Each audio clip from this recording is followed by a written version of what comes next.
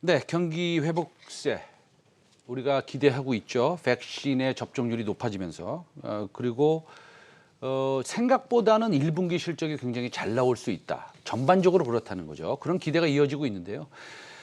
작년부터 이제 시장을 끌어올렸던 유동성 장세에서 이제 얼마 전부터는 사실은 실적 장세로 이 시장이 조금 변하고 있는 듯 보이는데 그것을 제가 IBK 투자증권의 그 퀀트 쪽 애널리스트 인 이정빈 연구원과 한번 살펴보도록 하겠습니다. 네, 안녕하십니까? 안녕하십니까? 네. 퀀트 쪽 맡으신 거 맞으시죠? 예, 맞습니다. 퀀트라는 것은 이제 숫자, 계량 수학을 기반으로 해서 숫자가 변하는 것을 보고 어떻게 전략을 짜 나가야 되는지 하는 것이 사실은 퀀트 전략이라는 것인데 말씀드렸다시피 작년에 유동성 장세고 이제는 실적 장세로 이제 전환될 것이다라는 얘기가 이제 많이 들리고 있습니다. 그런데 이게 이제 데이터로도 드러나고 있나요? 어떻게 보십니까? 데이터로 드러나고 있습니다. 네네. 네. 그 어떻게 드러나고 있나요? 네. 예, 그 가장 좀 많이 보는 지표 중에 하나가 그 미국의 M2 통화 공급량이 있습니다. 이 네네. 데이터를 보면은 전년 동기 대비 증가율이 2월 말 기준으로 27.1%거든요. 이게 네. 기저효과로 전년 동기 대비 높은 수준을 유지하고 있습니다. 다만 이것을 다른 각도에서 좀 바라봐야 되는데요. 네. 두 번째로는 속도입니다. 이게 속도가 둔화되고 있다는 점에 주목을 해야 되고요. 여기서 이제 집중을 해야 될 부분은 아무래도 실적 장세다 보니까 주식시장 전체의 이 기업이익을 확인을 해봐야 됩니다. 코로나 당시에 코스피 12개월 선행순이익이 110조 수준이었는데요. 지금은 무려 149조 수준입니다. 현재는 이익 증가 속도가 굉장히 가파른 상황이고요. 유동성 급증 이후에 자산 가치가 먼저 오르고요. 이런 부분이 이제 소비 진작으로 연결이 됩니다. 소비가 늘면은 결국에 기업 매출이 늘어가지고 이 기업 이익단에 반영이 되는데요. 이것을 이제 유동성 장세에서 실적 장세로 바톤 터치하는 상황이라고 말씀을 드릴 수 있을 것 같습니다. 알겠습니다. 제가 이제 궁금한 것은 뭐냐면 우리가 지금 코스피 PER이 보통 시장에서 우리 가봐야 알겠지만 그렇죠? 항상 가봐야 하는 것이지만 한 13배 정도라고 얘기를 하고 있습니다. 그런데 지금 말씀하셨다시피 1분기 실적이 작년 대비해서 76%요? 네. 네, 76% 상승할 것이고 거의 그렇게 될 것이고 그다음에 2분기에도 어떻게 될지 모르지만 만약에 그렇게 되고 3분기, 4분기에도 실적이 잘 나온다면 우리가 지금 생각하고 있는 PER이 코스피가 13배다라는 것은 나중에 우리가 크리스마스 가서 둘이 만나서 이렇게 얘기를 해보면 그때 13배라고 한 것이 좀 아닌 것 같아요. 11배였네요. 그때 그 시간에.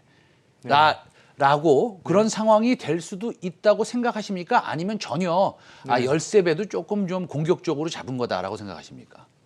저는 그 11배 정도 수준이 될 수도 있다고 생각합니다. 아, 그래요? 그러니까 주식 시장을 총 세 부로 나눈다라면은 네네. 작년에 이제 코로나 때문에 실물 경기 악화되고 시장 자체가 바닥권에서 3,000포인트까지 가파르게 올라왔는데 이런 부분을 이제 주식시장 1부라고 표현을 한다라면은 이제 주식시장 2부에서는 아무래도 이제 시장 전체가 속도 조절을 하면서 우상향을 할 가능성이 높습니다.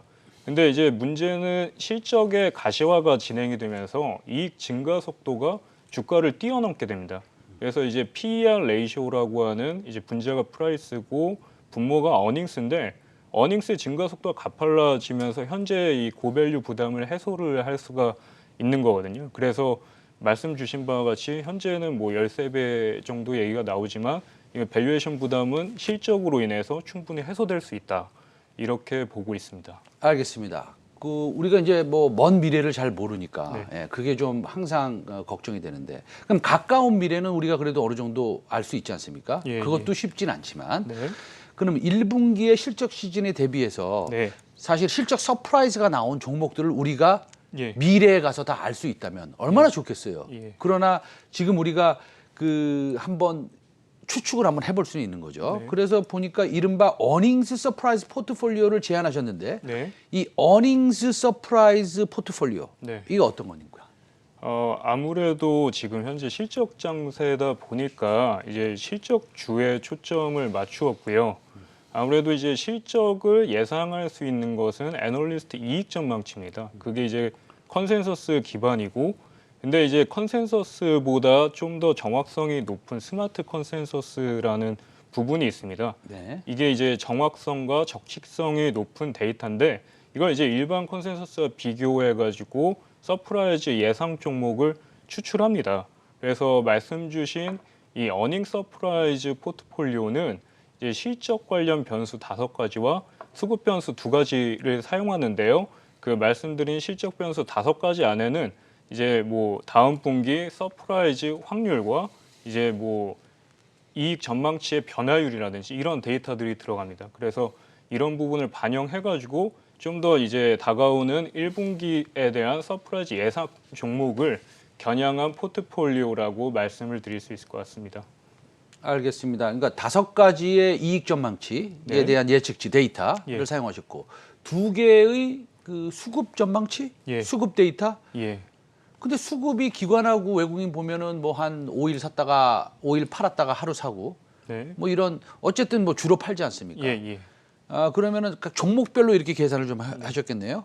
그거 어떻게 하셨습니까? 그 수급 같은 것들은? 수급 같은 경우에는 네. 이제 종목별로 종목 바이 종목으로 계산을 했고 네. 아무래도 이제 그 한 달 누적 뭐 기관 순매수 대금이라든지 뭐 1개월 누적 외국인 순매수 대금이라든지 이런 걸 통해서 이제 계산을 했는데 아무래도 이제 최근에 코스피가 속도 조절에 들어가다 보니까 수급 측면에서는 기관과 외국인과 이제 상관계 수가 높아져 있는 상황입니다. 작년에는 추세적으로 개인 수급이 시장을 주도했다라고 한다라면은 다시금 이제 그 메인 수급 주체인 기관과 외국인과의 상관계 수가 높아진 상황이고 아무래도 코로나 이후에 이제 30조 가량의 외국인 자금이 빠져나갔는데 이 부분이 이제 돌아오지 않고 있거든요. 그래서 실적 장세와 함께 수급이 비어 있는 부분이 채워진다라면은 언제든지 주요 수급 변수로 작용을 할 수 있을 거라고 판단을 하고 있습니다. 알겠습니다. 그러면은 서프라이즈 포트폴리오에 들어간 업종하고 그다음에 종목들 우리가 그것을 조금 알 수 있다면 그래도 좀 마음이 편할 것 같아요. 네. 어떤 업종이 있고 그 안에 어떤 포트폴리오가 들어가 있습니까? 네. 아무래도 이제 그 코스피 시총 상위 코스피 200이죠. 200을 유니버스로 해가지고 그 말씀드린 7가지 변수를 통해서 이제 종목을 추출을 해보니까 금융이 38%입니다. 그리고 경기 관련 소비재가 24%, 산업재가 14%, IT가 10%, 커뮤니케이션 서비스가 3%고 나머지는 이제 기타 업종으로 분류가 되어 있습니다. 그래서 여기에 포함된 구성 종목을 보니까 한국전력, LG화학, LG상사, 만도, 현대해상, 삼성화재, LG노텍, 포스코, 코롱인더, 삼성증권 정도가 나오는데 총 30개 종목입니다. 네네. 네, 여기서 이제 금융주가 무려 9개나 들어있고 금융주가 해당 포트폴리오 안에 많이 포함된 이유는 아무래도 이제 금융주 이익 개선 때문이라고 말씀을 드릴 수 있을 것 같습니다. 네. 서프라이즈 확률도 높고 애널리스트 이익 전망치도 상향 조정되는 부분이 이런 부분에 영향을 많이 미쳤다라고 보고 있습니다. 알겠습니다. 지금 코스피 변동성이 큰데 이제 우리가 어떤 종목을 골라야 될지를 지금 말씀해 주고 계십니다. 네. 어떤 기반에 의해서 그런 종목을 골라야 되느냐라는 것은 이제 어닝스 서프라이즈, 깜짝 실적을 기반으로 해서 고르는 게 좋겠다라는 그런 데이터를 지금 뽑아 주시고 계시는 건데 그러면 요 중에서 개인들도 한 2-3 종목 골라서 네. 이렇게 뭐 4월 말이나 여태까지 가져가면 예. 뭐 어느 정도 그 벤치마크 대비 코스피 대비 수익률이 날 수 있다 이런 과거의 히스토리가 있습니까? 이런 데이터들이 수익률 같은 거 말이죠. 예, 맞습니다. 수익률 같은 이제 그 히스토리컬 백테스팅 결과값이 존재하고요. 네네. 그래서 이제 그 제가 말씀드린 어닝 서프라이즈 포트폴리오 기준으로 말씀을 드리면 이제 시장 전체적으로 아무래도 이제 속도 조절에 들어갈 것으로 예상이 되는데 그 이제 본 포트폴리오 같은 경우에는 2019년부터 현재까지 이제 누적 초과 수익률이 50% 정도가 됩니다. 그래서 코스피 대비 이제 고무적인 누적 초과 수익률을 기록하고 있고요. 이런 속도를 봤을 때 이제 코스피를 벤치마크로 잡고 2021년 연말까지 뭐 네네. 10에서 20% 정도 초과 수익률을 기록할 수 있다라고 보고 있습니다. 알겠습니다.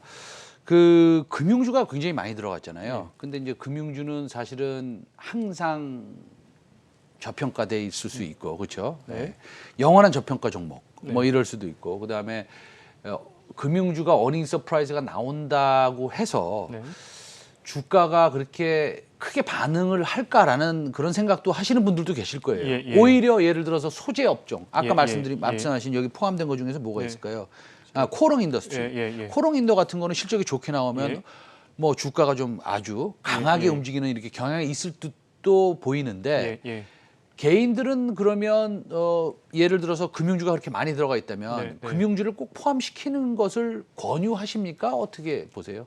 사실은 이제 되게 고민이 되는 그렇죠. 말씀인데요. 네네. 이제 금융주 같은 경우에는 사실 이제 가치주로 분류가 되고, 그다음에 굉장히 이제 좀 수익률이 작년에는 상대적으로 저조했던 업종 중에 하나입니다. 근데 최근에 이제 수급이 돌면서 이렇게 주가가 턴어라운드 하고 있는 부분은 어떻게 보면 일종의 이제 회귀하는 모습, 민 리버팅이라고 할 수가 있는데 이런 부분이 진행이 되고 있는데. 지금 제 모델에서 이제 다음 분기를 겨냥한 포트폴리오이기 때문에 단기적으로는 금융 업종이 많이 들어가 있을 수는 있으나 이게 모멘텀으로 작동해서 추세를 만들기에는 사실 뭐 좀 더 모니터링을 해봐야 된다. 이렇게 좀 말씀을 드릴 수 있을 것 네, 같습니다. 이정민 예. 연구원 또 하나 여쭤볼게요. 예. 자, 1분기 실적이 이제 얼마 안 있으면 나와요. 예. 나올 때 됐습니다, 네. 이제. 그러면은 지금 3월이 다 지났다고 보고 뭐 이틀 남았지만 네. 그러면 어느 정도 이렇게 그 실적이 뭐 시장에서 돌아다니고 어느 정도 할 것 같다. 그다음에 애널리스트 추정치도 나오고 그러지 않습니까? 예. 그렇다고 본다면 아까 코롱 인더 같은 거 보여주시면은 잘 오르고 있지 않습니까? 예. 그게 이제 실적이 어느 정도 반영됐다는 의미거든요. 네.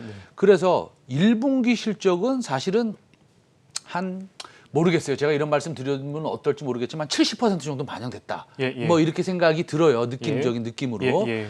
그럼 2분기를 봐야 될 거 아니에요. 예. 근데 아까 1분기에 작년 네. 대비해서 우리나라 코스피가 전체적으로 보면 네. 한 76% 정도 늘 것이다라고 했잖아요. 네.